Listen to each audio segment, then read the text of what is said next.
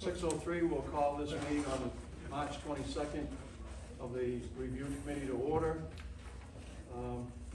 And we'll have the Pledge of Allegiance to get us going.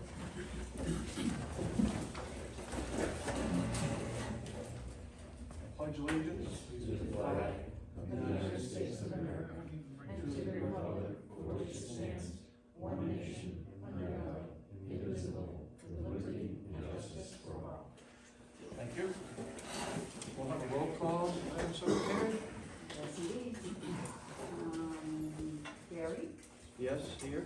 David, Here. Bob, Here. Grove, Here. Lori, Here. Brandon, Here. Paul, Here. Chris is absent.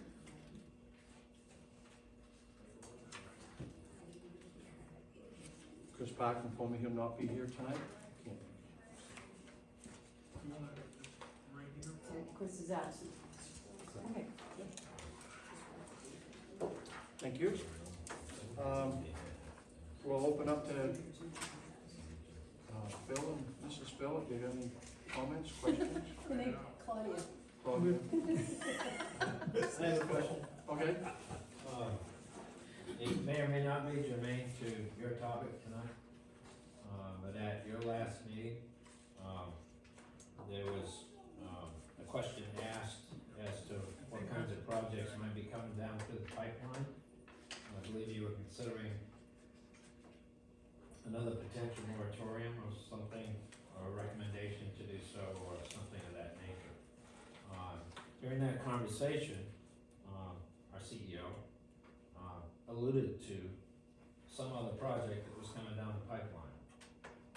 I don't know what that is, and Brandon, I'd like to know what that is, so the town can be prepared if it's another horror show like what's going on now.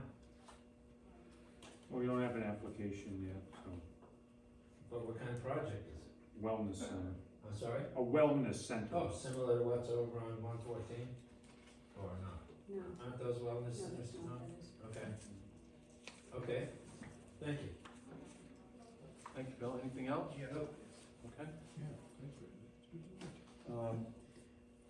Did you have something? I kind of skipped number 4, review the minutes of the February 22nd meeting. We've all seen them posted and have a copy of them. It's not a big deal. Anybody have any errors or omission to those? Hearing none, would somebody like to make a motion to accept them as presented? I'll make a motion to accept. Motion's been made and seconded. All those in favor? I haven't seen it, so I'm abstaining. Okay, one abstain. All right, old business. To discuss proposed changes in the wording of the new gravel extraction ordinance that we passed on January 25th. I passed out a revised draft from the attorney based on the discussion and the requests that were made at the last meeting that we had, which was the workshop. And I'll go over them and then we'll have questions, I'm sure. Second page. So page one is, there's no changes. On page 2, Article 201, we've added a couple of lines in there. The first kind of correction was no person or party may extract from any lot or parcel of land in, and he originally had Sebago, and I thought we should put town of Sebago. More than 15,000 cubic yards in a calendar year. Stockpiling. No person or party may transport onto or remove from any lot or parcel of land in Sebago more than 15 cubic yards of gravel or other materials. The way he wrote that, you could interpret it that that's included in the 15,000 yards in extraction or not. Thank you. So I spoke to him again today because it was confusing to me if it meant in total or not. So we added total limit, the above reference limit of 15,000 cubic yards per calendar year is the maximum amount allowed per lot or parcel, and it applies regardless of whether the gravel is extracted or deposited from off-site, or any combination thereof. I think Dave had a good point that if you can extract 15,000 yards and you can bring in 15,000 yards, then you're actually hauling 30,000 back out, so now you have 45,000 yards of material that are coming into the site or going out of the site. So that creates a lot of extra traffic. The phrase "any lot or parcel above" shall mean as such property that existed as of January 25th, 2022, and the limitation of extraction related thereon shall not be affected by any subsequent division or transfer of subject property into future lots or parcels. So if somebody divides it, a lot in half legally, then I guess they could have 15,000 per lot or something. Then we skip down to 204. We've left it pretty much the same as before, except changed the 10 cubic yards to 150. And I'll be more than happy to discuss his comments on that. Section 205, hours of operation were added. Monday through Friday, 8 to 5, Saturdays 9 to 1, and Sundays and federal holidays, no operations. And then dust mitigation, all trucks entering and leaving a licensed premises carrying gravel shall employ use of deployed a dust mitigation screen or top on top of the load. So we added in pretty much everything that we talked about at the workshop, except for the minimum footage from a resident, which we had put 2,640 feet, I think. And in the attorney's opinion, that comes under a zoning law, not an extraction ordinance. And that we should, if we want to have any new pits, mines, quarries, or whatever, that should be in the regular land use ordinance that we're working on as well, because it's a zoning thing. And he didn't think it belonged in this document. Not sure if I agree with him, but. Well, I'm just telling you his opinion. Was there some legal reason for not doing that? Well, because setback is zoning, Yeah. and this is not a zoning regulation, this is a land use ordinance, not a zoning So regulation. I gotta apologize, because I was still back reading. You went through this so fast, I didn't Oh, hear okay. the last thing you were talking about, because I was still way back. All right, so where do you want me Meetings, to back up to? What you're talking about right now, Um, about zoning issues. And Well, we had talked at the workshop about adding a standard, performance standard, that you couldn't have a sand pit, quarry, gravel pit within 2,600 feet of a residence. Right.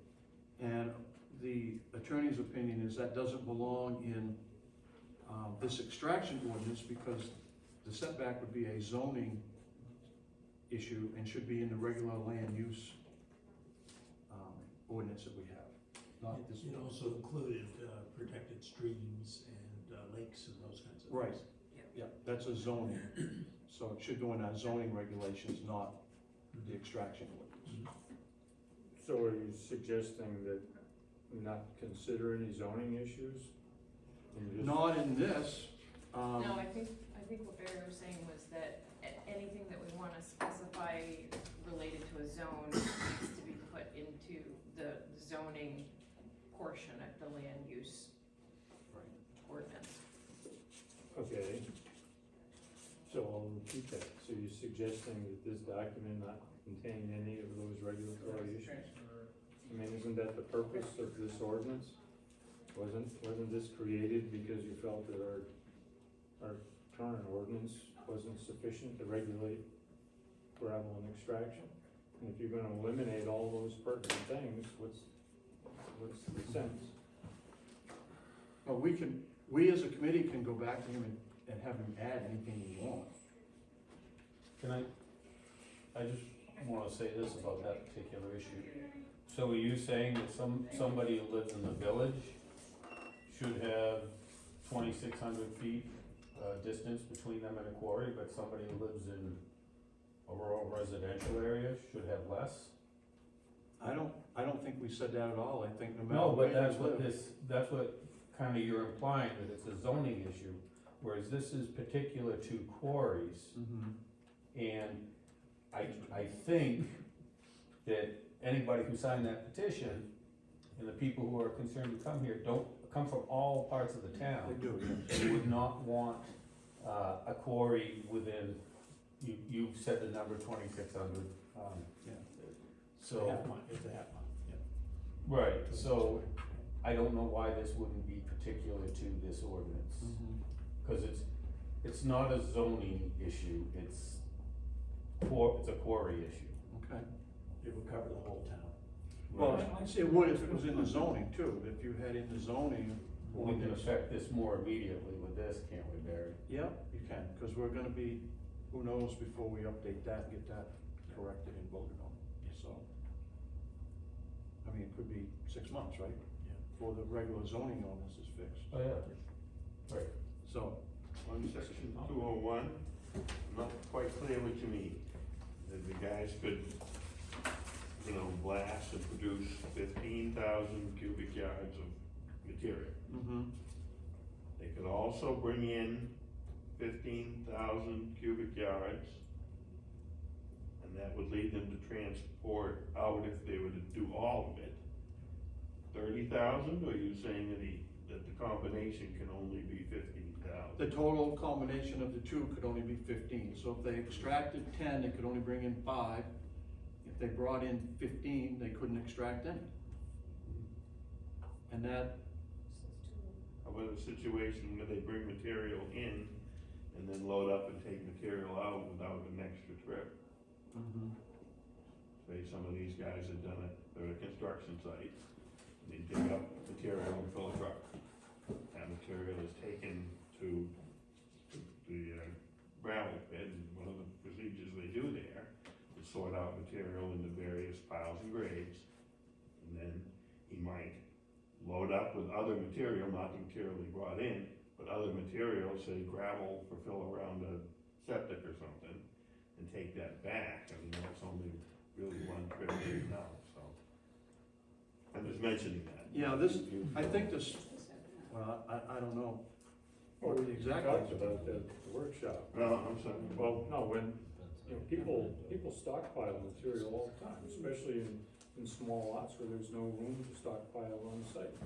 So, it's, you're penalizing people, say a contractor who strips the loam off a lot, brings it back, stockpiles it as his own property, but he also sells gravel on the side. Now he'd be penalized because he's being charged towards his quota for the material that he stockpiled for the benefit of some other project that he was working on. So I'm uncomfortable with this. Well, I think 15,000 yards is a lot of material to be bringing in from your average job. But what this actually prevents is from somebody taking 15,000 yards of rock and crushing it and having a pile of 15,000 yards of aggregate, bringing in who knows how much gravel, and then crushing them both together to make crushed gravel.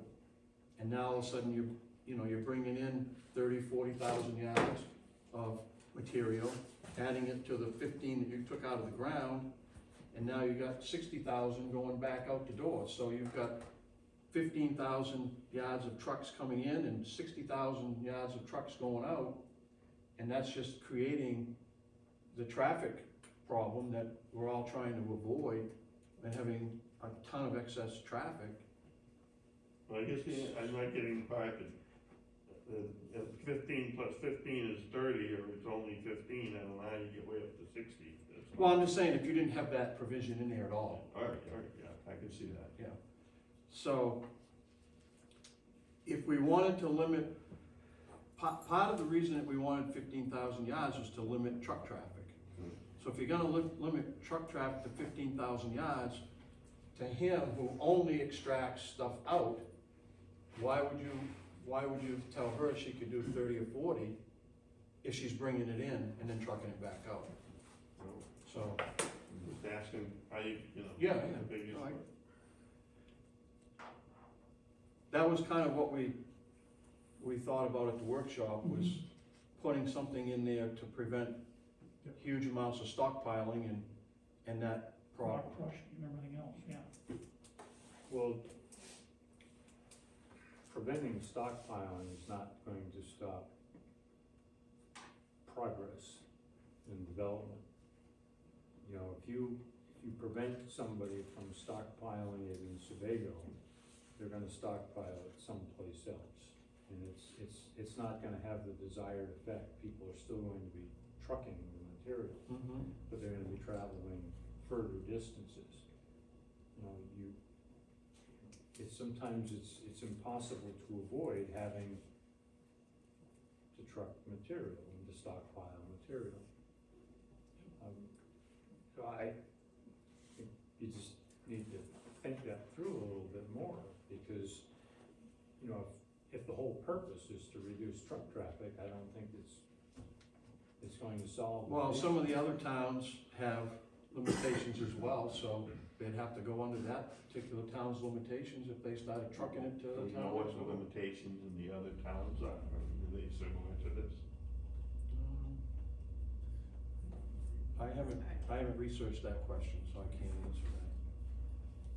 I think by limiting it to cubic, you know, a certain amount of cubic yards here, it gives it something to work with better, more in the affirmative than leaving loopholes. But if we didn't do this, if we leave loopholes to bring in more stuff, and then starting a rock crushing operation, noise or dust, whatever, that people are concerned about in town.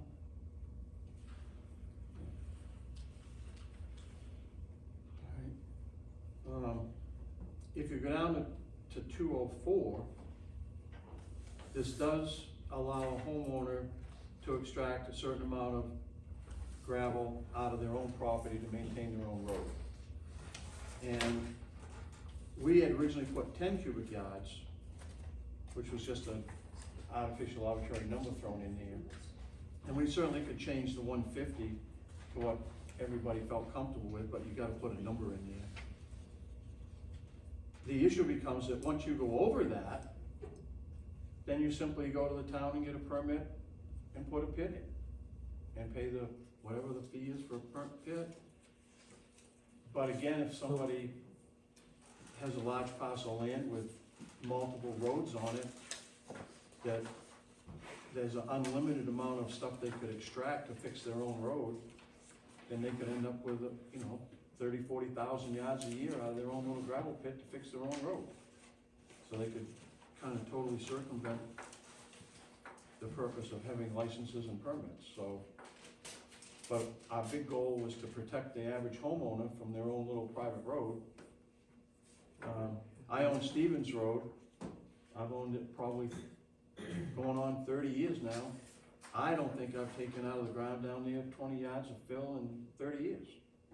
So 150 in 1 year is a lot of fill. And that road's 1,600 feet long. But you didn't build the road, Barry.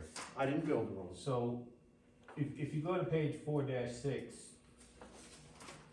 all right, it talks about transportation and utilities.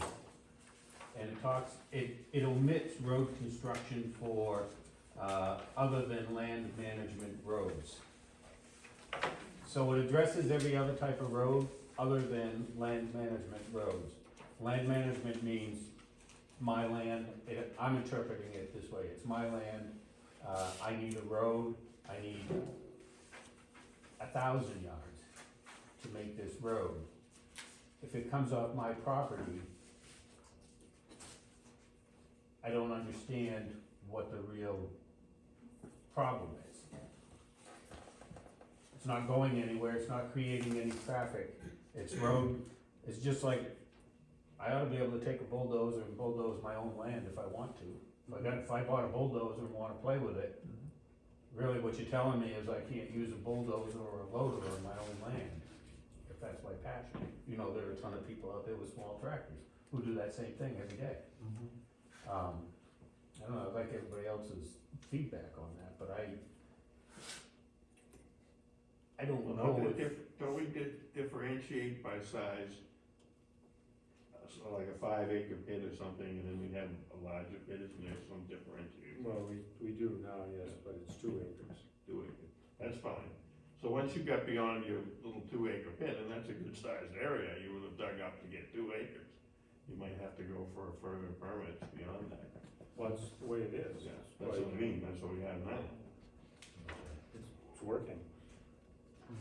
Right, but I mean, but it, My family did that, we had our own little gravel pit that probably, we built the roads up on my family's land, you know, down on Peabody Pond. Yep. And it was gravel, and there's just up by Lake and Lawn, it's a little gravel pit, probably isn't more than a quarter of an acre, was all we needed to build the road. So that's just giving you a reference to how much material is needed, and the pit would have grown over if the boys and their buggies hadn't kept it open. So that's, give you an idea, a small amount I of get that land with part. gravel on it can provide a lot of material for a road. I'm just trying to prevent what I think is an unnecessary regulation, so. Let me just comment too, Dave, that I did talk to him about kind of exempting homeowners and making it a commercial, industrial use. Yeah. And he seemed to think that that would put, a lot of confusion and a lot of technical stuff in that could be challenged legally, and that he would leave off this as a commercial ordinance, not residential.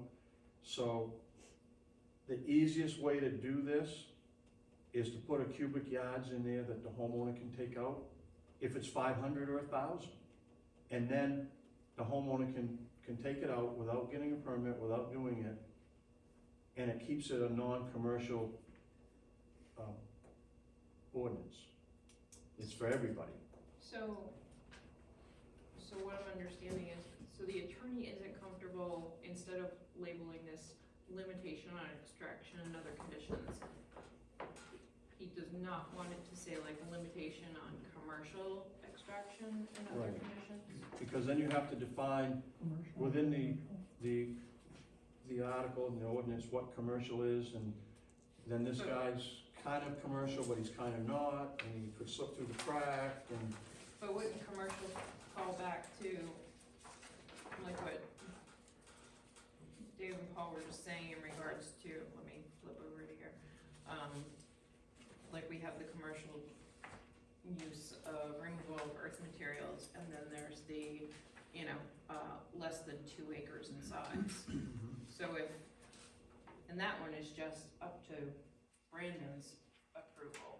right, but that's in the regular land use ordinance, and this is the gravel extraction ordinance, so they're totally 2 separate vehicles, if you want to use different words, but he really thought commercial, industrial should not be in this, and if you wanna, he will put in that whatever we recommend for yardage for the homeowner to be able to take out without getting a permit. If you wanna put 1,000 yards or 5,000 yards or whatever, anything over that, you'd have to go get a permit and have a pit, and you'd be underneath the 15,000 yards per year.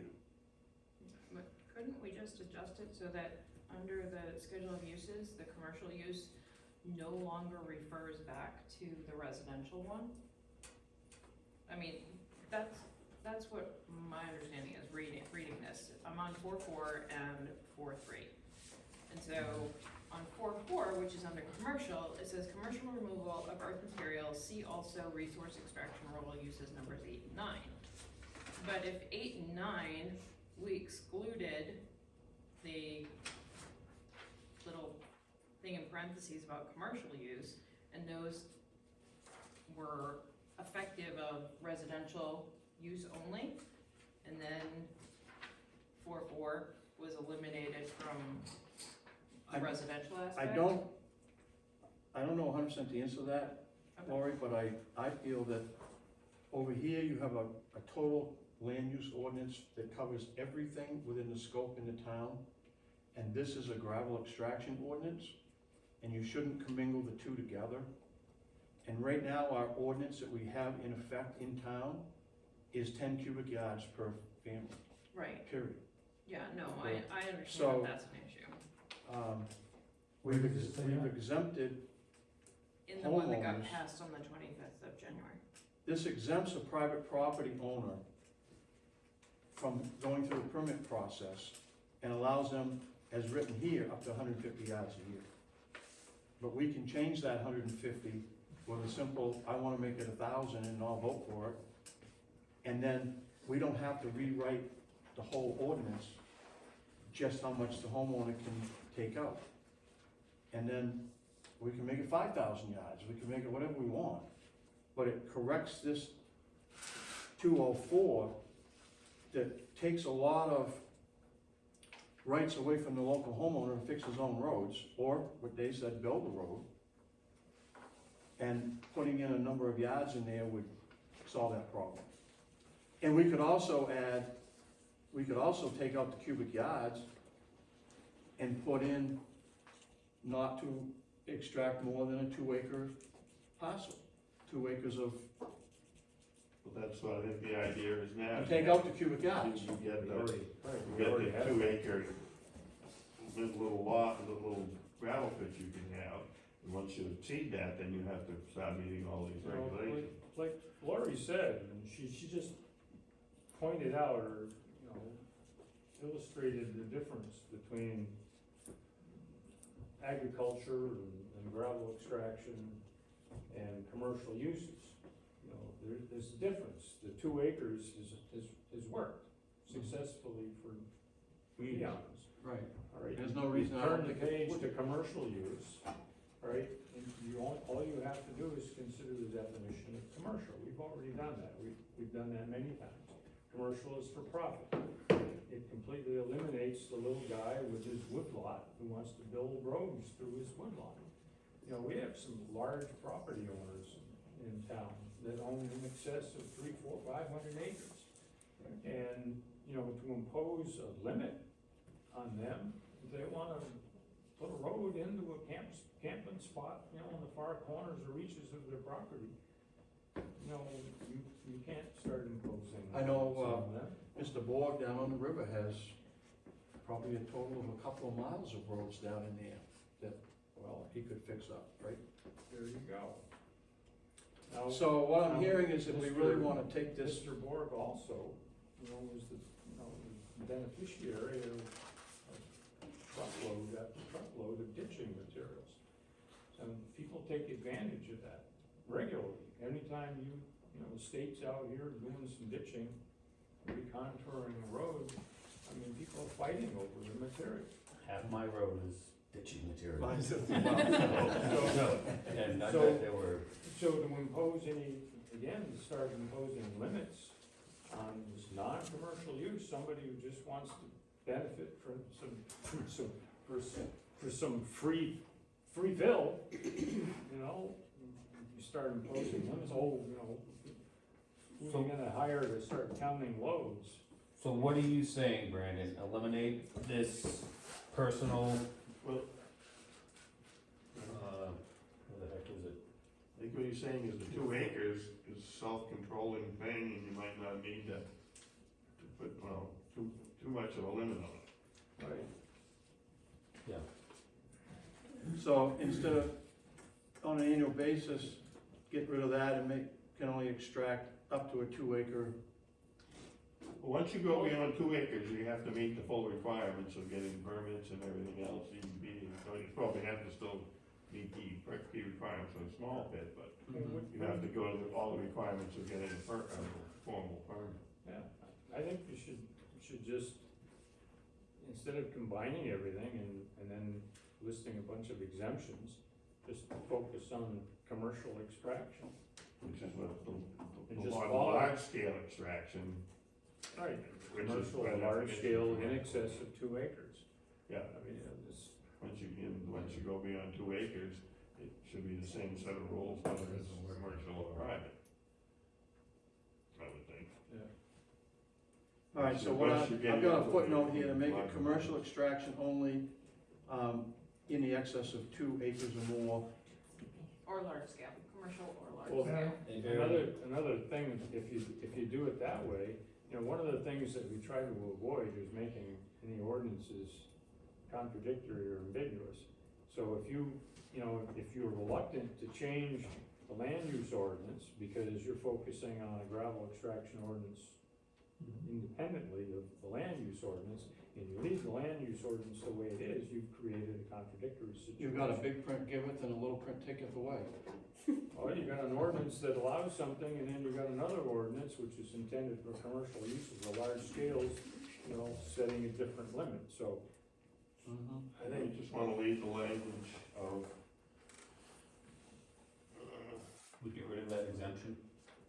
just some language, just the language that says you can maintain private roads perhaps without any limit on it, unless or maybe a limit that kicks into commercial, seems, well, I don't know how much 150 cubic yards is, but. What is his We're just saying reluctance? is one would be controlled by the size of the lot, the other is controlled by the amount taken out, or a combination of both. For a small 2 acre, you can only take out a certain amount. You know, 15,000 cubic yards is more material than any homeowner is ever going to dream of taking Right. out of their Right. property. You know, Yeah, if there's somebody to sell it to. well, all right, then they. Maybe commercial. Commercial What operation. about a situation where he's taking it over to Cousin Joe's and, as long as it's under 2 acres. Barry, what is his reluctance again to put a commercial gravel extraction ordinance? He thought it could just be a little confusing and hard to define what's commercial and not. What But if he we also said- said he would do whatever we wanna do.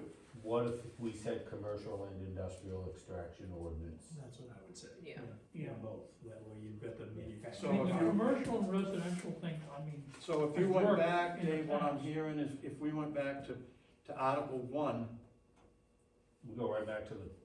to the top of it, and per, commercial and industrial gravel extraction ordinance, then anybody that's a homeowner coming under this over here, 2 acres, is gonna be not pertaining to this ordinance, right? We leave that Right. as it is. Keep in mind, guys, that I only go to the attorney to tell him what we've talked about, and I'm just a messenger guy. Keep in mind that we're not criticizing. I know, I know. But, it's, I guess I would rather have, if we have to have conversations with an attorney, I don't know why we couldn't do a Zoom meeting or something right here, and, you know, especially if he's got something to tell us. I believe, and I could be wrong, Dave, to answer that question, but if we have an executive session with the attorney must be present, and I don't know if a Zoom meeting qualifies as must be present, or if he has to be. I think the whole of the United States has been doing freaking Zoom meetings I don't and know. court. I'll tell you what, you Yeah, no, commit they're a in murder, court you cases. do your, Trial on Zoom. exactly. Sit in your little. But it's working out okay, because I can bring to you his comments pretty well, which was why it was critical for the Board of Selectmen to allow me to talk to the attorney, yeah, instead of going to somebody to go to somebody. And I think I agree with both Brandon and Dave that we can get rid of this whole exemption if we add that to the beginning of it and make it an industrial, a commercial industrial ordinance. I agree. And then you're not gonna have the issues of a guy building his own road Right. and taking out. Well, something along the lines of exact, for his own purposes, maintaining or building roads on his own property, something along that says he can Do do we that. even need to As include long that as he's though? not taking it off the property. If it's a commercial only, then you wouldn't even need to exempt the homeowner. Right, You wanna just remove that? Yeah. Yeah. Remove that. 2 acres. take it all out and then just change it to, taking Commercial, 204 out then. Phil, did you speak? Did you wanna speak? Well, the only thing is, you don't wanna go completely to a 2 acre, I get the concept of the 2 acre, and that's pretty much self-governing, and your ordinance already does that, so that, I follow that conversation. I think having no yardage limit, the intent of that number being there, and talking with the attorney about that when he first drafted that, was 2 acres, 300 feet deep, is a whole heap of yardage. Right. Okay? So you don't want just that. I like the idea of exempting the homeowner, from this limitation. I think that serves it, and you may wanna say homeowner on your own property, or however you wanna word that, okay? But I like that concept, it makes sense to me. For use on the property, he uses as much as he wants on his own property. You can monitor numbers, you can't. Right. Well, if he goes over, what I was hearing Brandon saying was if he goes over a certain amount, it comes under the commercial, and he has to get a license to do it, and the Well, DEP has to there you be involved go. and everything else. Only so- comes under commercial if you Selling. selling. Right. Remember, commercial for profit, Okay. so, So you could bring it to your friends or to a relative. And you could only pay trucking, Yeah. which, So I do think you need some kind of yardage. He was trying to put everything that's happening in a box, and then you deal with it after you get it all in a box, so I think, the 15,000 yard limit is a total limit, was his intent, I believe, in talking with him. And, aside from that, if it, what you do wanna do though, is you wanna really take a look at the definition and make sure you have a valid, good, accurate definition that everybody agrees on for commercial in terms like that you're gonna use. So Cause we- that's problematic if that definition is. Well, that's what he So we was might wanna alluding to. specifically add definitions to the ordinance itself. Yeah, you'd have to. oh, absolutely. Yeah. No, So- right. Right, yeah, Because we need But I to think the define homeowner thing, commercial. And actually, another thing we need to do is draw a distinction between commercial and industrial. Right. Because, different. well, they are different. Because not all gravel extraction is industrial. right. Agreed. It only becomes industrial when you start processing it and doing something and turning it into a different form. Yes. So, Right. commercial extraction can be any gravel pit around here, but industrial is when you start And I- producing crushed gravel, when you start producing a product. And I think we wanted, if I remember right, we had talked about adding something relative to industrial and not having processing plants on the site. we had. We talked about that, Lori, but Yeah, that's tough, because Okay. once you start, not all processing involves grinding. And, Right, you could consider grading materials and screening it to different sizes. You could consider that some sort of Yeah, so- manufacturing or processing. we definitely want some very definitive Well, definitions that- of, would, I think, be controlled under the total limit of 15,000 yards per year, because where they may, screen something and get 3-inch stone and 2-inch stone and 1-inch stone and so on, if they extract it off their own property, they can go to 15,000 yards. If they right, bring it all in, they can go to 15,000 yards. If they take out 5 and bring in 10, that's their 15,000 yards, so I Yeah, think no, that I- covers that, allows them to do basically whatever they want to a 15,000 yard limit. right. However, they wanna get to that 15. I agree, but I think that we do need to include the definitions of commercial, industrial. Yeah, I wrote that down. And, what we consider processing. Dave? I know what Phil said, but I wanna go back to section 204, the exemption. Right. Just to clear this up and get it off our table, cause I think we're all pretty much somewhat in agreement. Right, I think that we can address that volume issue when we go back and address other ordinances for personal use. I still don't wanna muddy this one up with personal, limitations.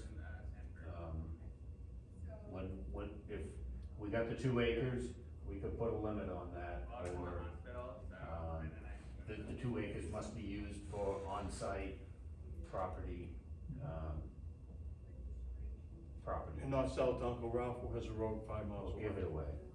Or give it away. Right. I mean, that's the intent of it, correct?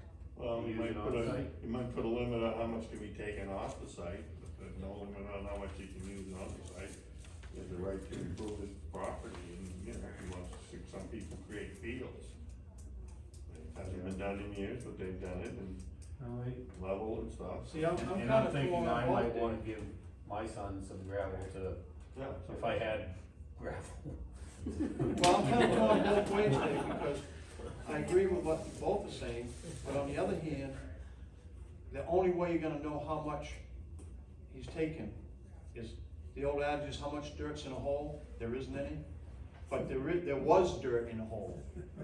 And how is somebody gonna monitor how much you've taken out of that was given or sold to the guy down the street, and how much was dumped on your road? The only thing you're gonna know is how much dirt he took out of that hole. So when you start putting limitations on, You're not You even can't gonna, take you're it not down even here, gonna you know can't- that though, Barry. huh? You're not even gonna know that. No, but how is Brandon, for example, gonna monitor that I took out 2,000 yards and I put 15,000 on my road and gave her? When your neighbor sees, truckloads going out and you're pissing him off because he can't hear the evening news or something, he's gonna call a code enforcement officer, and we're gonna do that. Just one more project for Brandon to do, right? Keeps him out of trouble. Alright, so let's drill down to this 204. Do we wanna leave anything in that section for an exemption for private landowners? I don't. And we'll address that in the regular land use? You just let them use it whatever they want on their property, and you might think about it, the limit they can take off. And that's already governed by the general principles. Whether, he's probably not gonna take out 15,000 cubic yards from a 2-acre pit. He's gonna have basically a bigger pit than that. And so that sort of acts as a, you know, to restrain how big and how much you can take out. Well, keep in mind too, Paul, it's an annual amount, so technically you could start the project in October and take out 15,000 yards and finish it in March, April and take out another 15, right? Wow. Because it's a calendar year. I think trying to get around how you let the private guy work on his own property and not to have limited, unless he's trying to get it off the property or sell it. We can only keep honest people honest. Right. So, people that wanna screw with the system, they're gonna screw with the system until they get caught. I think at the end of the day, this whole sand and gravel ordinance is a commercial ordinance. Yes. For big time commercial operations, and not meant to hit the homeowner, because we already deal with that homeowner in the regular land use, is what I'm getting out of this. So, remove that section. Right, but we'll have to, like Lori said, we'll have to have some definitions of, commercial and define commercial and industrial uses in this as well. So So that, those definitions are already in. They're already- So you just have to pull it forward into this. right. Is everybody kind of on the agreement to that? Yeah. All right, so I'll work on that with getting that fixed. And I do wanna, I would still like to bring back the 2640 into this document, because it's covering the whole town. I agree with Brandon on that. All right. So add back in, And that's from residences And that's specific to protected- large scale and protected. commercial, so which then and that would protects. be, from existing residences, correct? Not a Yes. residence, Correct, because if yes. somebody builds a residence Correct. after they have a quarry or a pit, Absolutely. Then that's on them, then that's on them, because they That's- built That's their. half a mile from a pit. right, so it's 2640. I have a question on the first line where it says extraction. No person or party may extract. I mean, that sounds like something I would write, but is that a good term, party, is that what we wanna say? Entity, I know he's the attorney, so it must be right, but again, I'll ask him to take a look at that, and see if that should be. You know what I mean? I do, I hear you. so, I don't have a clue though. yeah. Okay, Well, if you're gonna make it a commercial ordinance, then perhaps that should read something like, no commercial business or industrial usage I shall. only have concerns about that, I guess, yeah, that line. Okay, Could be that way too, whatever language makes sense, but. yeah. Well, I think to defend what Dave was saying, if you put person or party, the party, to me, references the individual homeowner Well, or it's the other way person. around. Oh, yeah, you're right, Randy, the It's- person, and if we're gonna eliminate this as on the, not being a personal property owner, then we don't necessarily need to put person. Well, all right, you may be able to eliminate that entirely, because person or party just means person or business. You could replace party with business or entity or something. But if Yeah, you, entity would probably. but if you're not gonna, if your intention is not to regulate the person and the homeowner, then just eliminate that, and just say extraction, no business entity may extract from any lot or parcel. Just a note that we don't actually have a definition for commercial No, in our no, definitions. no, that comes from standard. law. Yeah, we'll put Dictionary. that as part of this. We do for industry. Yeah, there's one for industry, but not relative to commercial. Where is the, do you know where that is? The definitions are in Yeah. section 9. Industry's on 9-5. Thank you. About making products. So,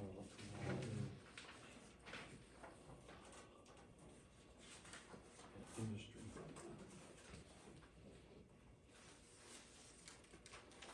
So I'm gonna put on my notes here 9-5 so that he can reference that as well. Yeah, and then just put a note that we don't have a commercial definition currently.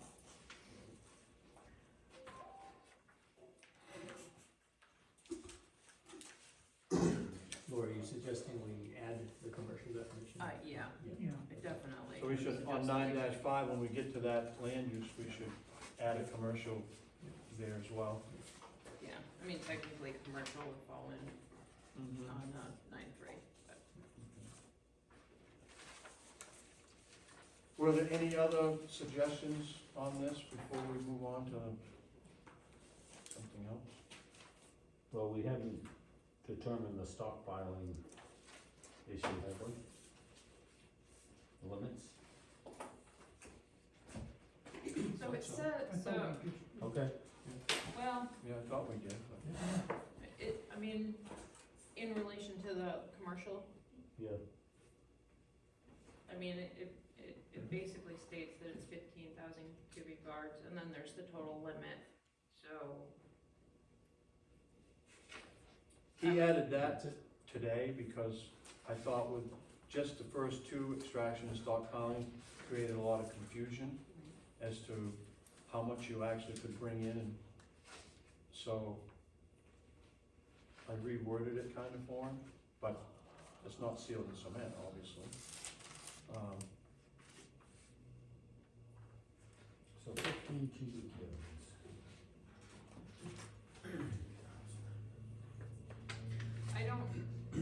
I don't know if this is getting a little too nitpicky, but we actually don't have any definitions for extraction or stockpiling within our ordinances.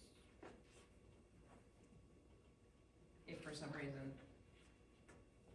that could be Well, I can give you brought up in a a real legal good manner. example of the stockpiling, because over on Route 11, the Peters Construction Company is extracting sand and gravel from a long berm. And they've taken out thousands and thousands of yards, maybe even a couple 100,000. And they're hauling it all to Dayton to be mixed into pavement.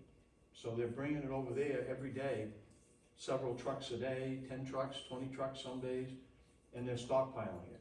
And then they're making asphalt and crushed gravel from that sand with stuff they're stockpiling in from somebody else.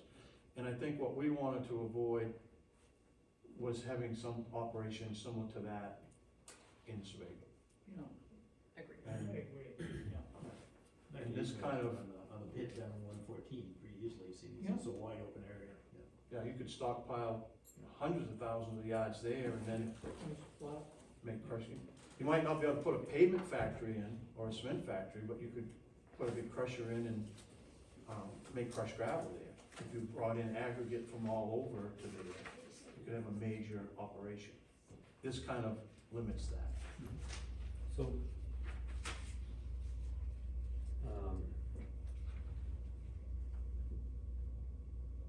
so it says, no person or party may transport into or remove from any lot or parcel of land in Sebago more than 15,000 cubic yards of material.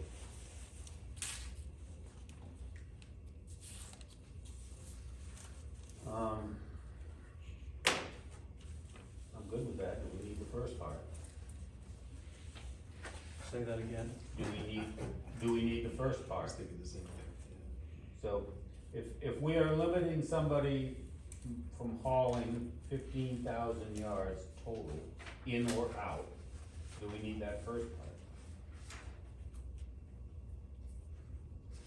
Well, I think the first part gives you what if you extract it, the second part is the stockpiling, and the third part limits the total of aggregate of the two to 15,000 yards.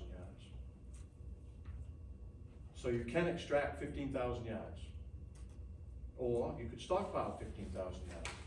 And number 3 says you can do any combination of the two to a total of 15,000 yards. So I think yes, you do. Yeah, I think it makes it a lot more, makes it a better definition. Right. To some extent, Dave, if you read it really and go deep in thought, stockpiling, no person or party may transport onto or remove from any lot or parcel of land more than 15,000 cubic yards. So that kind of, in some instance, it doesn't limit how much you can extract out of the ground, but it limits how much you could transport out. So you could extract 100,000 yards, as long as you only haul 15 out, you'd be okay. Right. So the first part gives you the extraction amount that you can take. The second part brings how much you can bring in, and the third part limits you to the total of 15, any combination of the two. So I think you really do need all 3 pieces of that to make it a whole. Okay. Anything else on this?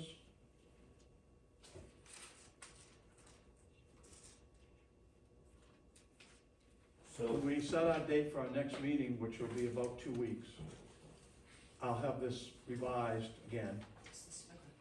My goal would be to be able to vote this, to move forward in that format that we could come up with, so that we can present it to the Board of Selectmen and the Planning Board for their immediate review, to be able to schedule a public hearing on it, to get it on the warrant for the May meeting. yeah, I think that's important. Okay, Yeah. so, if anybody has any other thoughts on this in the next week, please let me know, and I will talk to the attorney about that concern as well. But I think we've worked it over pretty good. Anybody got anything else you wanna add to it? Phil, you have a question? Just one point, just on the 15,000 yards, somewhere in here, and I think it's under lot or parcel, just a word that says you cannot subdivide to double this limit or multiply the limit. should not Well, be- it says the phrase lot or parcel Right. above shall mean such property that existed as of January 25th, 2022. Okay. as So long if as you subdivide it after that, then all bets are off. Okay. You gotta be, As long as you feel you've got that covered. you gotta be careful, cause some things, there are ways to get around things, it's called family conveyances. That's right. It's not defined as a Well, that's my subdivision. brother Fred's lot, he gets 15,000. So, Barry, Just But make sure it's in the shouldn't it box. be- When you think you've got it all covered, think again. Shouldn't that be covered if it says such property as it existed on January 25th, Shall not be 2022? Not after you gave half of it to Uncle Ralph? It should, I think it should. There's also another way to approach that whole thing, and I can't remember if I read this in a statute, or if it's in, like, the planning board manual. And there's a clause somewhere that says if the applicant is trying to circumvent by some action to get around the goal that the ordinance intends, that's illegal. It may be a broad, but you know what? Yeah, I know exactly what you're referring to, that's statute, that's, Yeah, that's, so that's but there too, as a line of defense, I guess, on this the- thought. The ordinance that's in effect does not say anything about lot or parcel. It just says no person or party can extract. And once I hit my 15,000 yards, I could lease the property to Brandon. He could take 15,000 yards and he could lease it to Paul, and Paul could lease it to Uncle Right, Fred. but that's an effort to circumvent. the And law. now, that's why we put in at That's the exactly very what- first meeting, That the- is exactly what. the parcels. So that's You where can't- that came up from. Does this prevent you from selling it to your relatives and you all work together to make one big pit? It does, Okay, because it's still the parcel of land. okay. Yeah. Yeah, Um, Just worth talking about now. So what if an adjacent property applied for this permit, or actually is grandfathered, which is a condition of one potential gravel pit that I know of, there's one right in the middle of it, and does he now get 15,000 yards to be added to his total? it's a separate parcel. If it becomes one parcel, then Becomes they're one within owner. 15,000. But it can't become one parcel, correct? Or could they ask that through a tax issue? For tax billing, we wanna create this into one lot. I don't But think then it is that a would be- functional law like a shoreline lot. There's certain rules related to shoreline properties that if two, lots that wouldn't pass regulations now are connected and you buy into the shoreline property, they automatically sort of join together into one lot to make it less, non-conforming. Would you agree with that, Brandon? That's basically. Well, what that, it is. yes, yeah, I do agree with that. And then, but that doesn't necessarily apply to other lots that aren't in the shore. Well, we're also talking about non-conforming lots. Yes. So there's no non-conformancy involved Okay. with this stuff.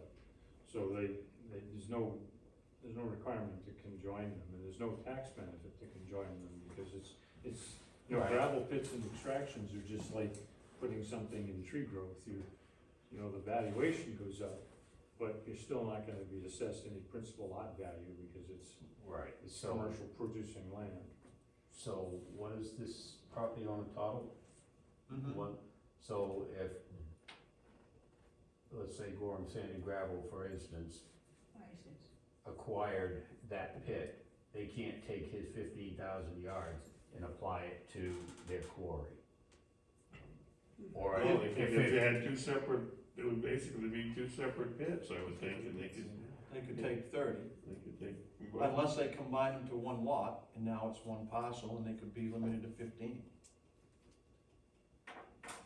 Because it's, the ordinance is specific to a parcel or lot of Okay. land.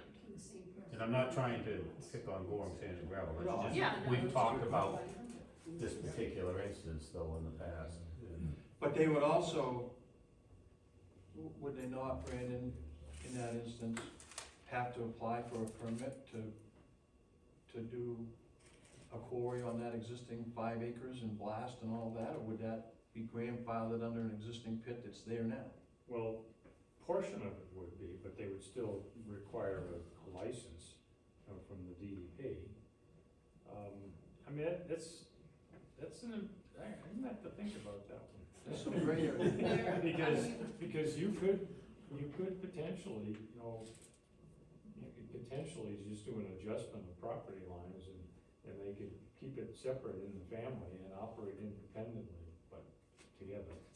So, I mean, But even if they did that, they'd still be limited to 15,000 yards per parcel, so. right, but if they maintain two separate parcels, they could double that, Right. you know, just by transferring some additional Right, land. there are certain, But it is two separate parcels, I It mean. is, it's two separate It is. ownerships. right, Right. but they couldn't You could take the, potentially, with this whole thing, have 30,000 coming out of that entrance. you could, Good, but what it does avoid them is splitting that 200 acres, for example, just using that lot, from splitting it into 6 lots, and each lot taking 15,000 yards, because it's as it existed.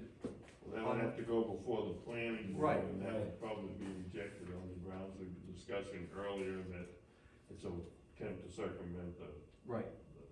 But they would still, because it exists as one 200-acre lot as of January 22nd, that's what they're covered under for the 15,000 yards.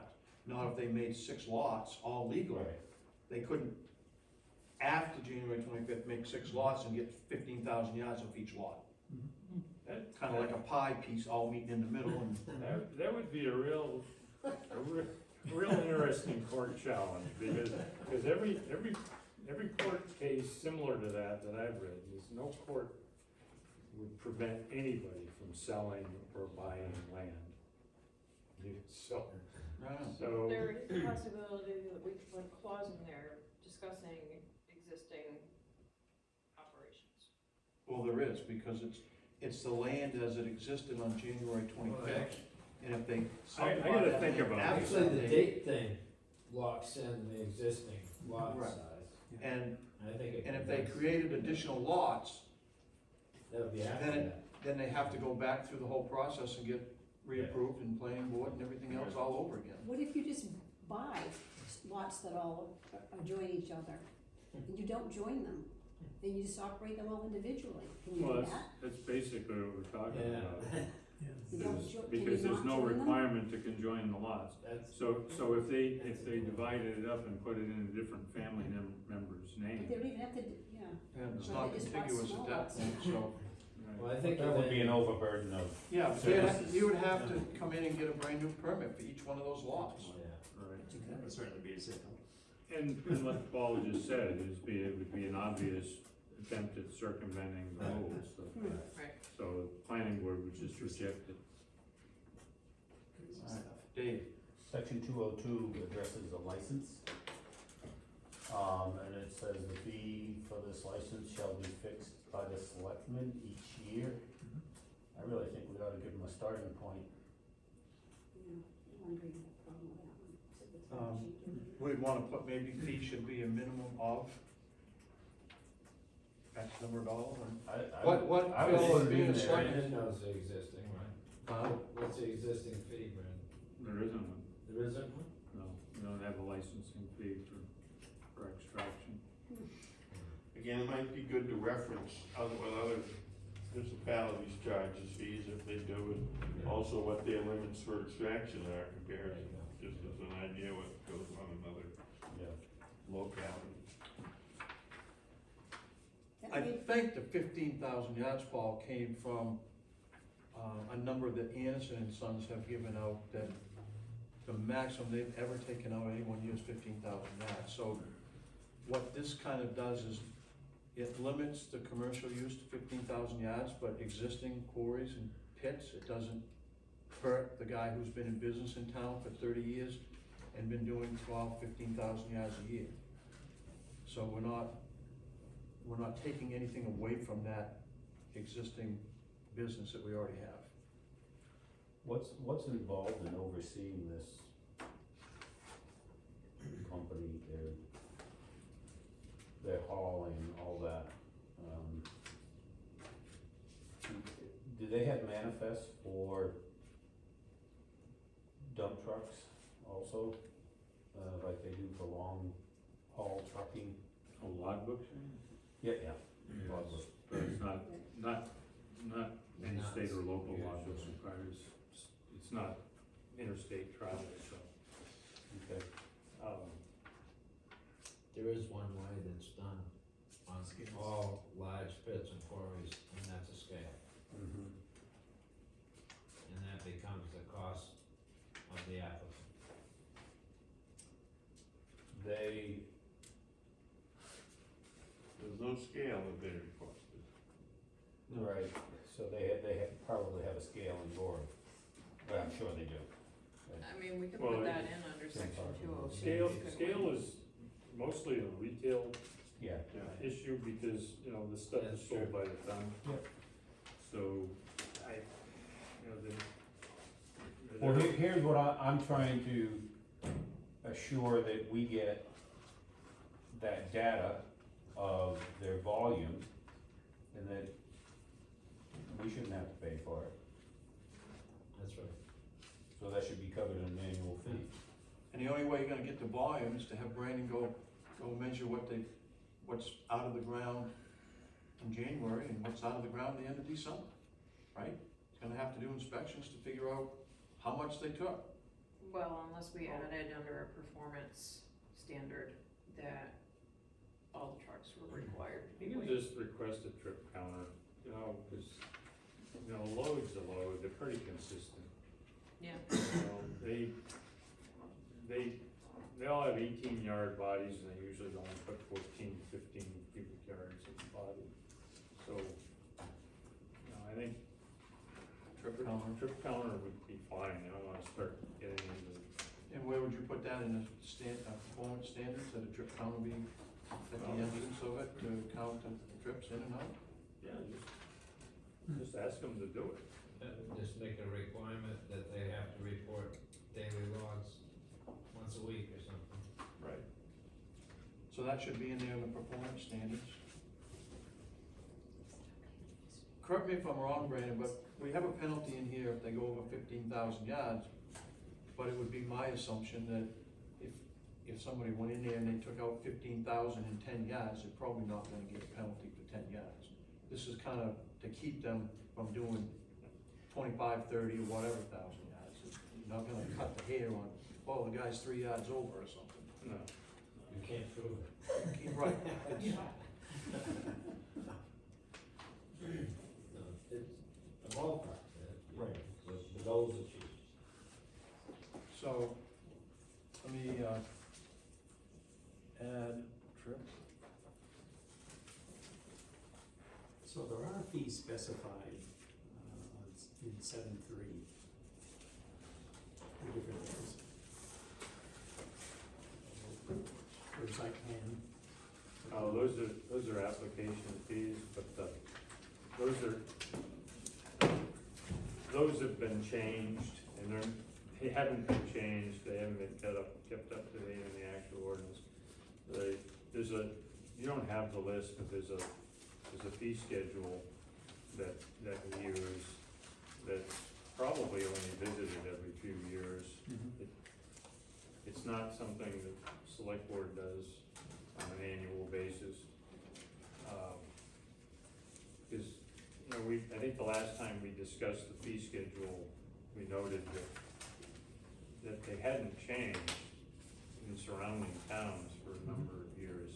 And we only make changes when we're not in alignment or in accordance with other surrounding towns. I think actually, you know, we're pretty much on average equal to everybody else. I think there's some things we're actually a little higher on and some things we're a little bit lower on. So what was their application fee? What was their application fee? Oh, geez, I don't even know what it is. I mean, Desiree handles The basic fee for an application is only $15, that's right. no, it's $100. $100. Yeah, $100. but then there's some type But of deposit that they this have to put clearly in. states that any excavation in a commercial or industrial, there is a specific fee for any excavation. It's $50 per 2,000 square feet. Yeah, that's what it says. of gross floor area or ground excavation for commercial, institution, and industrial projects. Yeah, you're getting into the minimum and maximum or major designation.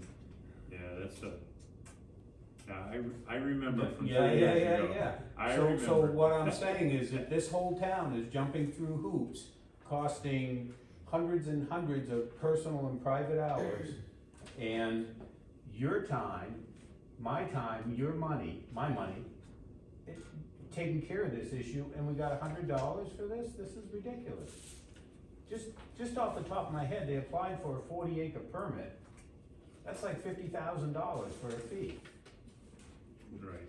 Right. I'll have to go back and review those arguments, or discussions, not arguments, discussions that we had in the past. Right, and your argument was, well, that's just for like a shopping center. And excavation is excavation, clearing land is clearing land. Yeah. So, Or I'm saying the gravel, like the town of money on this thing. You would think there would be some more reasonable fee. Well, the way this That's me. ordinance reads right now, it's up to the board of selectmen to set the fees. the fees are written right in here. They're in there. So wouldn't they follow the guidelines of the land use ordinance when they set the fee based on Well, this? they're higher than the ones that were originally set in land use ordinance, so we probably should be amending our ordinance to reflect the new fees. There's no question we should be doing that. Well, we can see what like other towns are Well, we need to charging. either address this or not. Fast. Yeah. Yeah, Either we need to put fees in here to be equal to or greater than what's in the land use ordinance, or leave it to let the selectmen set the fees. Has there been any discussion, Phil, on the board about what fees would be charged? Can be. Well, I can tell you that I brought it up to the Board of Selectmen 2 years ago. And it looked like I had 3 heads, so. Well, I think it would be a logical recommendation for you to make. yeah, we can definitely make that suggestion. Not Sure. the one that we should act on. So we could leave this as is and make a recommendation to the board that they act on it and come up with a fee schedule. Well, it's gonna have to go to the select board for review anyway, right? Right. Yeah. But it'd be nice to have that out of the way before that happens, so we don't hold it up another month or something. So that if we do the next application, whether it's, To again, me, that's just good communications, Barry, that's all. whether it's a subdivision or, you know, my argument then was that if you put a road in, somebody has to go in and make sure that road is built to specs. Right. That doesn't cost $30 or $100. Right. That costs a lot of money, so. And if That's you're why gonna prove these- it doesn't meet specs, then you're gonna have to hire an engineer to prove it doesn't. That's gonna cost, right? That's right. I mean, if you're claiming the road's not to specs, and I say it is, well, then it's the burden of you to prove that it isn't. And that's gonna cost the town, you, money. Right. So just to keep this thing moving forward, couldn't we just put in a fee for this calendar year period in the ordinance, and after that, it be set by the selectmen each year? No, Just gets it going. Right, just put it in the schedule, annual license fee. You know, the ordinance already requires a license, so we'll just add it in the fee schedule. But we can discuss what it ought to be. Yeah, Brandon, is that fee structure in the ordinance? No, it's separate. Oh, okay, cause I was gonna say, that requires a town vote anyway, Yeah. but, so, you could use what's in there. I don't- think. I could, yeah. The fees don't require a town vote. No, they don't, No, it's set by the it's just a select matter board. of policy, But it so. can stop a vote. At the last big meeting, one person, I think it was Alan Green, said, what, this is gonna change every year, we're gonna vote on something we don't even know? So it could Because he cause was an argument. uninformed, Huh? because Alan was uninformed, or? Because they were voting on an ordinance not knowing what the fee would be, Yeah. that it was totally unknown and could change at any point, and that it could be a sticking point if you don't have a place to start. Right, Agreed. okay, Yeah. good point. I say communicate with the select board, and let them take it up there. Okay. Well, this said, this gives the authority of the Just selectmen to leave set the the fee fee. blank for now, for your consideration. And we can add that, whatever the selectmen come up with a fee into this License. We can add it, license fee. we can add it, 'cause I'm assuming there's gonna be a public hearing Right, from us, we have to. and that's the process. So we can work with the selectmen to get whatever the fee should be. Brandon, can you look at other towns that they do, and we gotta do something about it. So I want just one thing, Dave, that I'm clear on, that we're gonna actually take out 204 exemptions, right? Okay. Just make And, sure. and add commercial and industrial. Just wanted to make sure that we've talked about so much stuff, I just wanna make sure it's clear. Put the word entity in that first section, right, instead of party Yeah, or instead of person. party. Yeah, Remove that,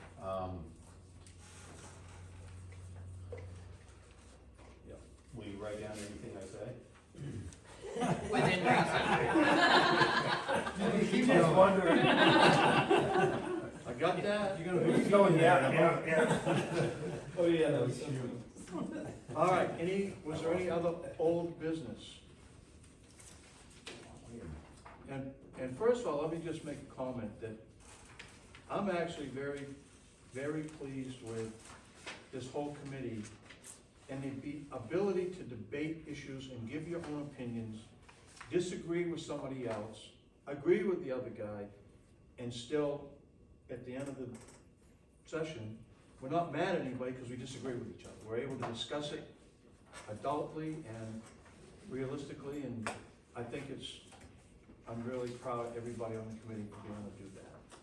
Well, I wanna take the time to thank you for your work for this lawyer on this. Thank you. And on that note, You I can thought save the your workshop applause went for later. really well. All right. So, the first thing that we have on the new business that's on the agenda, and I have a couple of items separate from that. Marcy got a letter from Thomas Carabine, the planning board chairman of Denmark. She's given everybody a copy of that, I believe. And Marcy, do you want to explain what that is? Kind of? I can just read it. Okay. Did you talk to the guy? No, Okay. there's, kind of an oversight, really. He was going to send, an email, but none of us have emails listed, on the town website, so he sent it here, addressed to me, so that's I how don't that have all a came copy of about. it. So I guess the question is, do you people wanna add your email addresses on the ordinance review committee section on the town website? Or do you wanna keep it that they contact the town and address it to the chair or me or someone? I have no problem putting my email up there. Okay, Yeah, I don't. No, Somebody I don't might know. though, and I would think you'd want it to come here, but that's, or we could just list the folks who are in agreement. Yep. Or have two key people, maybe you and I, By come here, you mean, through the address website? it to it the is town. building to a website, to a location, that everything gets from there to you. And it's kind of recorded, Yeah, that's fine. yeah. Does the website here distribute to you, to your direct email?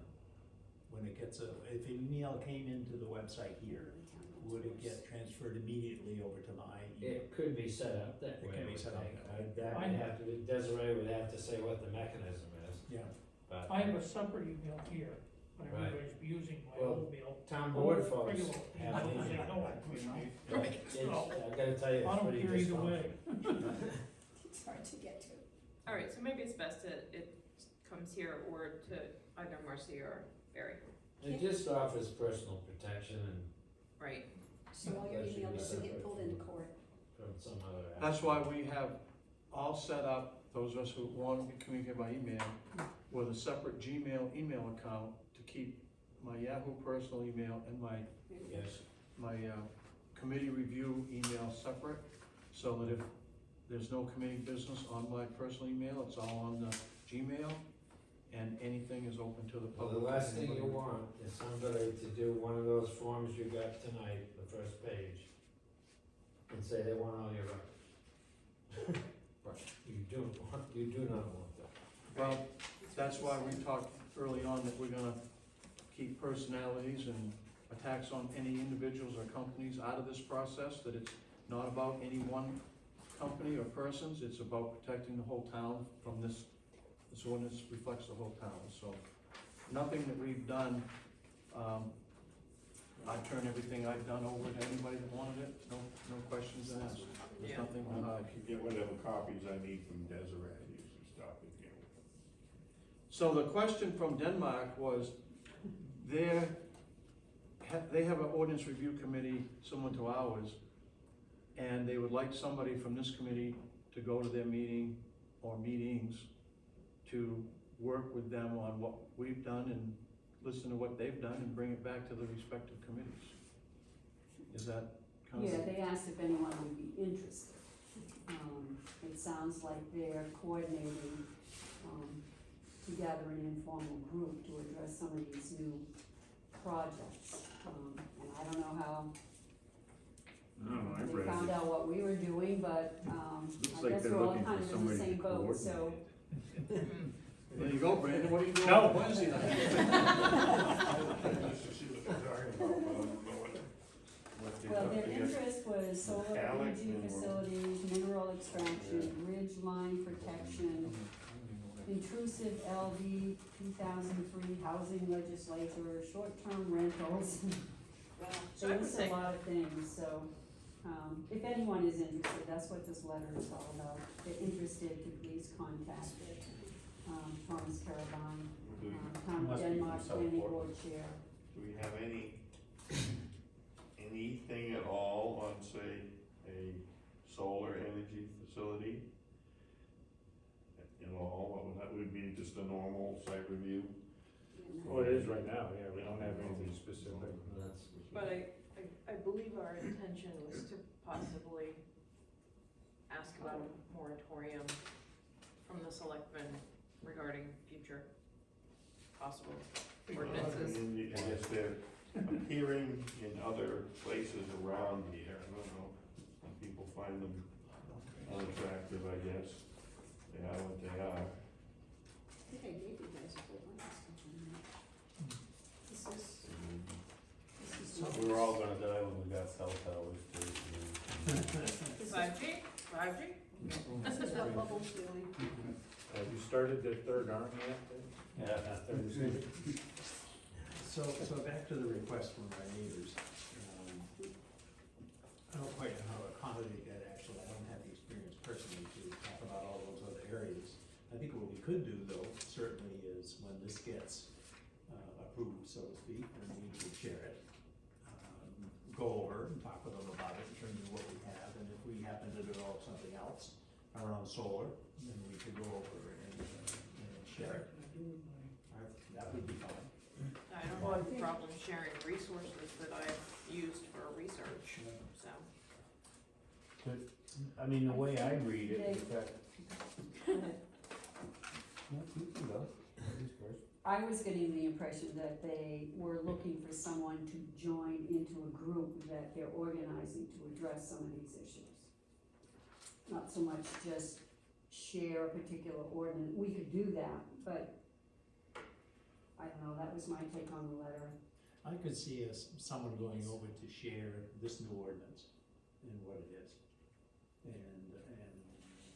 Would not be part of the group, I think they were looking for someone to be part of the Doesn't say formal what time group. of day, that's kind of inconvenient of them. Well, I think it sounds like this guy is reaching out to me to say, hey, there's a lot of stuff happening.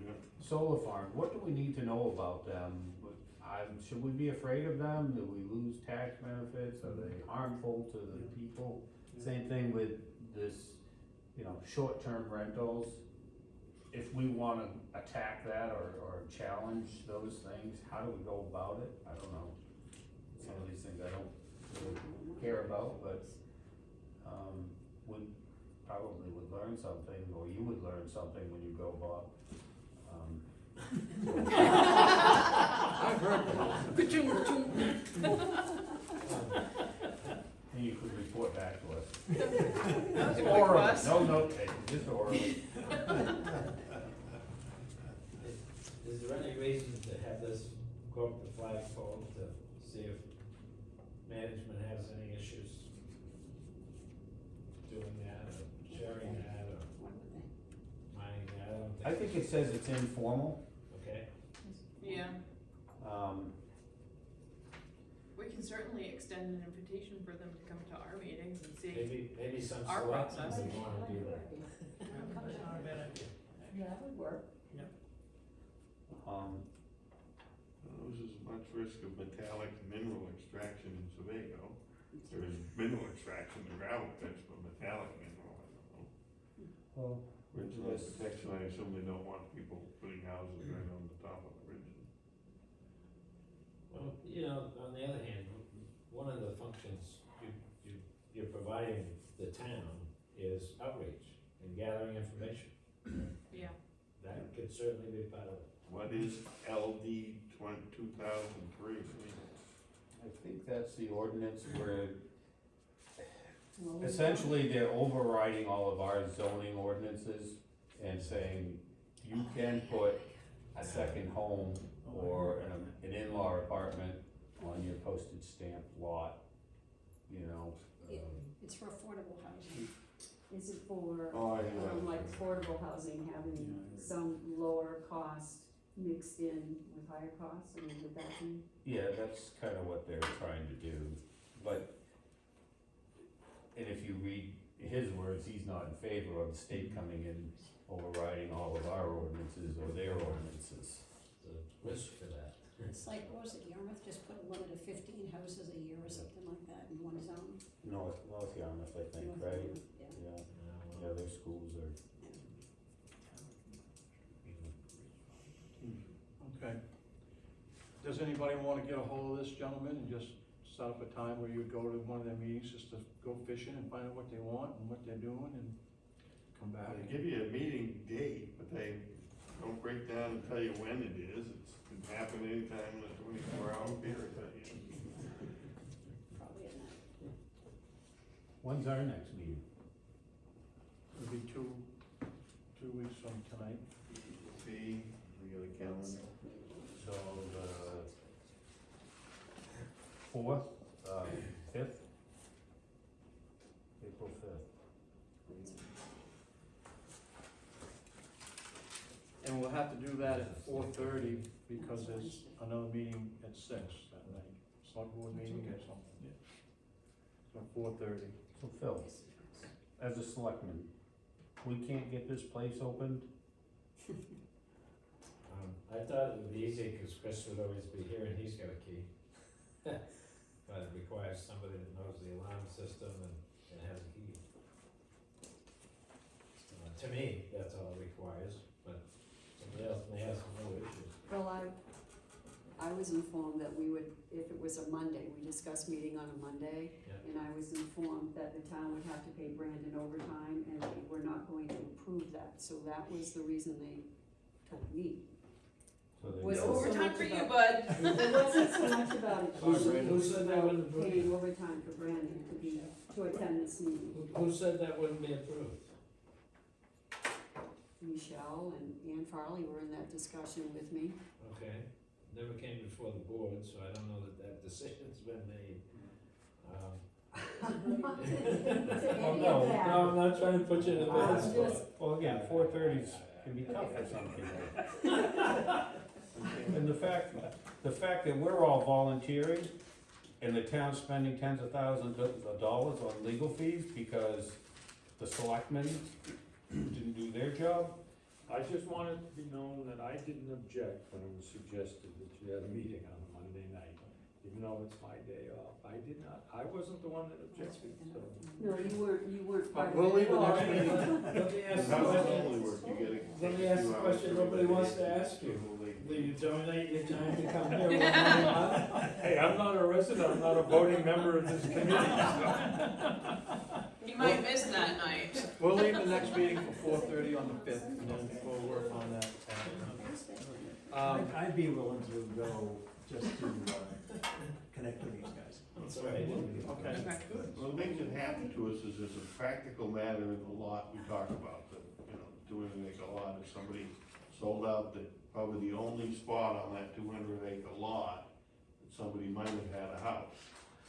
And now you've got that as a separate thing, and the rest of it has no real value for residential anymore, because you couldn't put a road up to the top, because it's too steep and too expensive. So it's sort of limited what could be done there. All right, Thought I'd mention that. I will bring that up at our next meeting. Thank you. Again, the town asked, your neighbors asked us to come here and they asked the Board of Selectmen to facilitate these meetings, and to be honest, we should have had double the meetings, but time to get here has been limited by, I think if you meet twice a month, you're gonna get twice the production. Of course.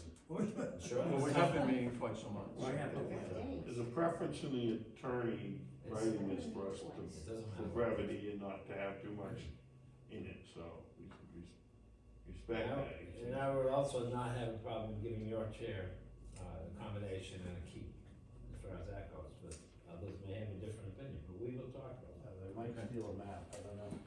So next thing on my agenda is, Brandon has the key. I'd like to get everybody's thoughts on having either myself or Paul go directly to the planning board to get any comments that they may have or suggestions on this gravel and sand ordinance and the regular land use ordinance that we could implement into our proceedings. I'd like to be able to go to them and give them like a week to respond back. I don't think we need to go, hey, give us something in the next 6 months. But I'm sure some of them have some thoughts and ideas that they could shoot over to us to get us moving in one direction or another. Regarding the gravel. Gravel ordinance and the regular land use ordinance. If they got anything they wanna add, say about it, let's ship it over. Particularly right now for the gravel use. Yeah, Let's focus on your gravel thing. That's what I. Yeah. Land use is gonna take more time than we're gonna have in the next 60 days. Right. So, right, and the thing that I didn't wanna do was to go behind the committee and ask any planning board member for anything, and I didn't want them to feel that they were going behind the planning board as a member in providing something. well, So that's why I wanted to put it on the table tonight, to officially go to the planning board and ask individuals. Well, as part of our planning board, workshop is gonna be a discussion of whether we should change the structure of our, applications to make it more rigorous, upfront application before they get a completed application. So that's part of what's going on at the present time. We're So- at least discussing that, and it can all take place in the context of what's going on here as well. And I think the attorney likes, or is looking at something that's somewhat brief in terms of the, the quarry ordinance, and then leaving a lot of the details as relates to the siting in the land use. And I think that's what he's looking at. So I guess the question is, do you want to approach each member of the planning board? We'll talk up at the next workshop, you can send us a note and ask us to discuss it, and we will do so. would you have a problem with Barry's, in order to get this done? I Barry don't- can come, and no problem in being at the workshop. No, hang on, Paul. In order to get this done in time for, I don't know when your next workshop is, but, Next meeting, which is gonna be April. okay. Can Barry send, would you have an objection if Barry requested of Desiree saying you approved to all your committee members and that we would like your input on this? Well, I can't give approval for the other committee members, but I can bring up the subject and tell them what we discussed and present it to them for comment. Would you send them an email? I don't have email, but you can certainly send it to the others who do. I mean, Fair. so Well, I any guess the email question to me is if I- should, like he's getting at, anything we do now has to be formal. And if it's a request or any sort of documentation going out to any members of the planning board should come from Desiree and not between us. That's what we gotta really avoid is too much ex parte communications and make sure. And it's a case of a cover letter by him and the documents you wanna send over to the planning board, and then we'll review them at the workshop. But like Dave was saying, in order to keep this thing moving as fast and efficiently as possible, what I'd like to do is go through Desiree and ask her to request from each planning board member Yeah. any thoughts they have on the You can standard send out the gravel ordinance documents and ask them. and get them back to me within a week. Oh, we can do that and see what happens. I'll respond. Well, they don't have to respond if they don't want to, but they can if they do. I Is think that Barry's okay? just My trying response to, is that I think it's going in an appropriate direction, you know. Well, that way I'm not approaching each individual planning board member Yeah. and they're not responding back without somebody knowing they're responding back. So it kinda keeps everything on the table instead of, whoa, that guy sent Barry something and this guy did that. Yeah, that's what you gotta avoid. All right, so I will Good get move with for you her. to have a separate, keep everything in a separate account in your We'll go private right through account. Desiree to request it, information will come to her, back to me. Perfect. Okay. So is everybody in agreement that I do that? Yes. Okay, Yes. thank you. So the next thing on my, list was, for new business was, we talked about, items for additional moratorium.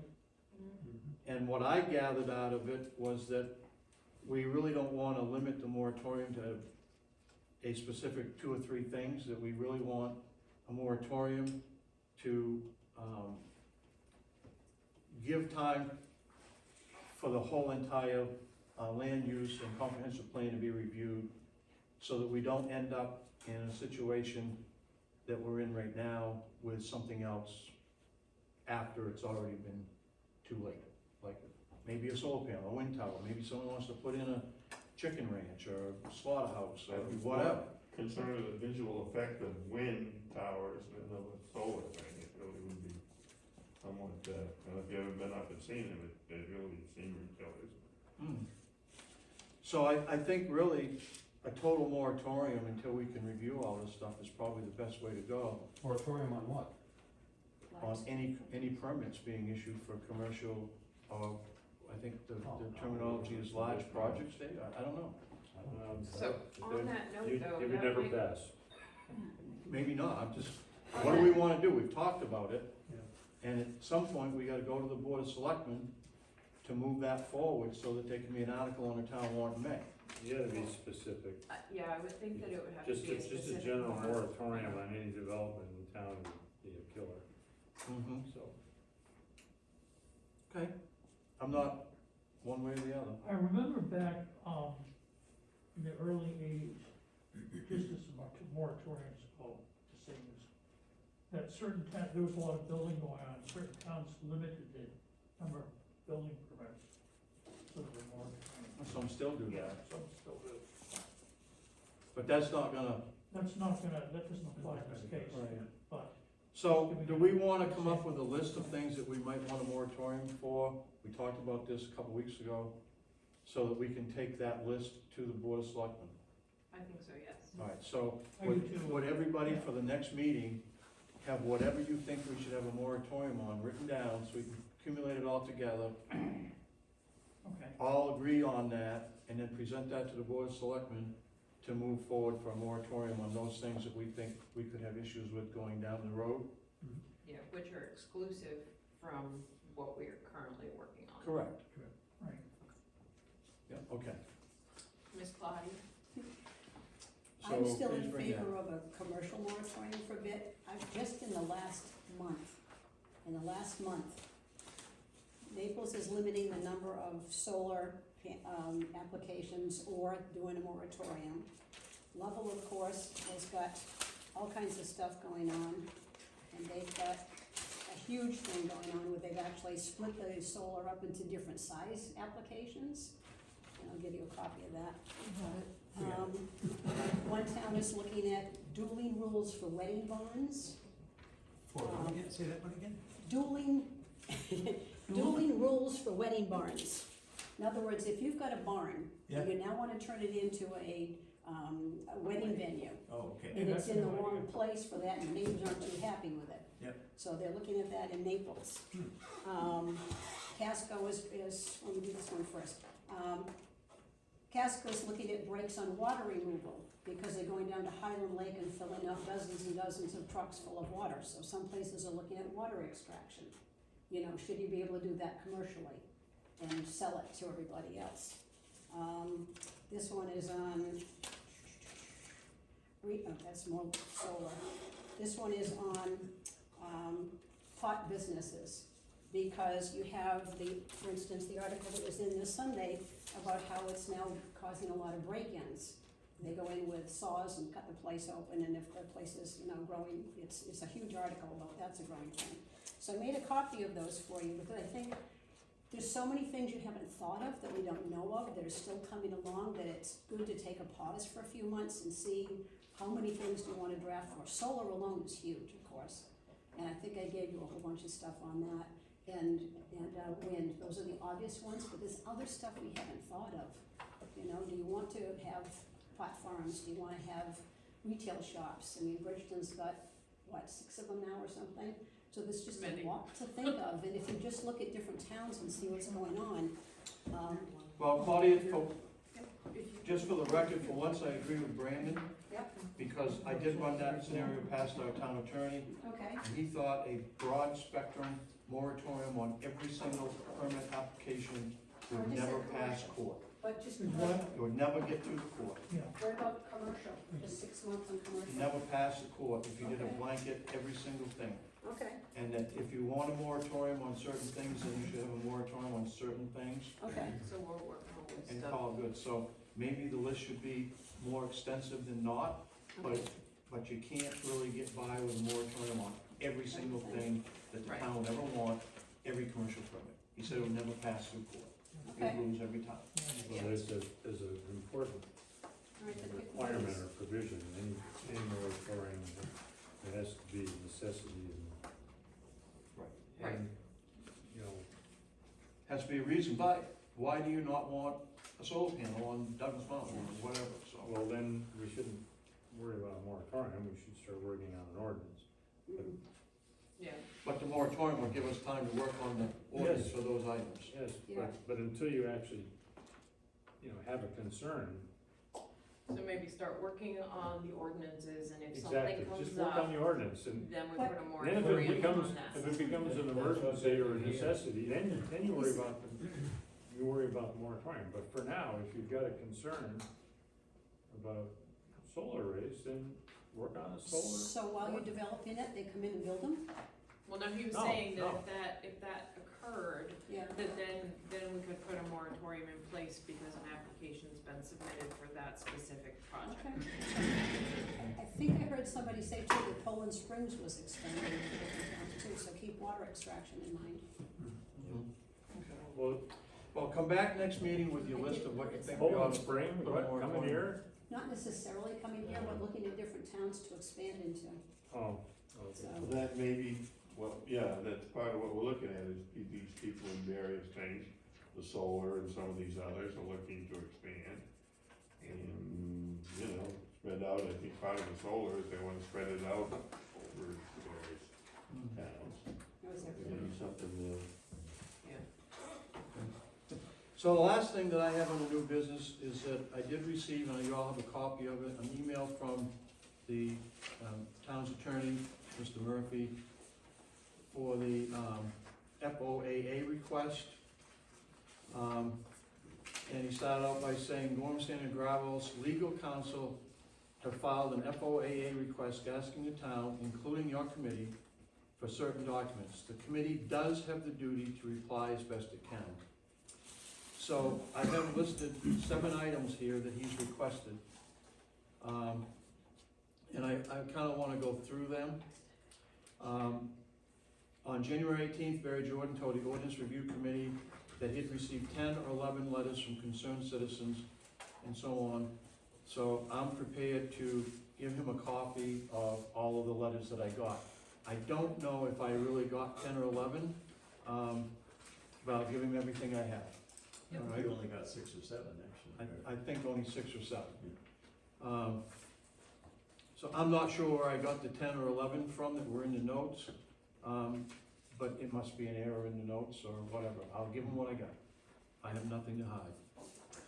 On January 18th, David McCarthy stated he would create a Word share document to keep comments in real time. Dave has sent me what he has so far. I'll be providing that. All right? That's just my files, right? Is that what's Uh, in I got, well, the original and what Grove, I sent Grove's email, Yeah. there? and Okay, I sent your email to Barry, okay. and the original document and document I had with, I pasted all the changes in it. So, they got what they asked for.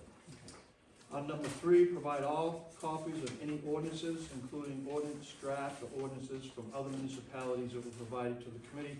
Lori, to my knowledge, is the only one that's gone out and gotten any of them, and she's gonna be giving me another copy of all of those, just to make sure I didn't miss one, so that we can provide those. Provide copies of all emails sent and received by O'Donnell Associates and its agents or employees relating to the committee. I haven't gotten any or sent any to O'Donnell's. The next one was to provide copies of all notes of conversations by O'Donnell Associates and its agents. I kept no notes, there are no emails, we've received nothing from them in writing. So I'm going to address that that there are no notes and we haven't received anything, only a phone call requesting that they address it. So what do you do, get back to their attorneys on this? Pardon me? Do you get back to their attorneys, or do you go to our attorneys?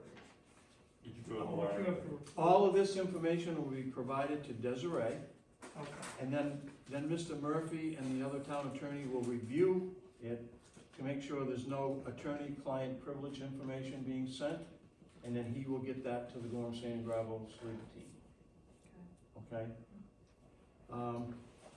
Provide all copies of information regarding the 1986 Nuclear Regulatory Commission proposed nuclear waste dump that was referred to in the February 22 meeting minutes. I don't know where that came from. Came from me. It came from Brandon brought Brandon. it up. Yeah. What's the context of that? I don't know, but do you have anything that you can supply me from that? Or was it just a verbal mentioning of it? Oh, I was relaying a memory. All right, so you have no copies of any information, you were just speaking Oh, on I that? can come up with information if you No, want no, you information. didn't refer to it, But I didn't refer to any information, I Alright. just referred to Mentioned it. You The mentioned- a recollection. So I'll notate that. I That you remember were talking, picketing with a no sign. okay. Gracious sakes alive, how We- dare we're you? Put not- that in there. And then, number 7 is please provide a copy of the letter from Portland Water District regarding Gorham Sand and Gravel proposed quarry that was referred to in the February 22 meeting. I have not seen a letter from Portland Water District. I didn't either. Who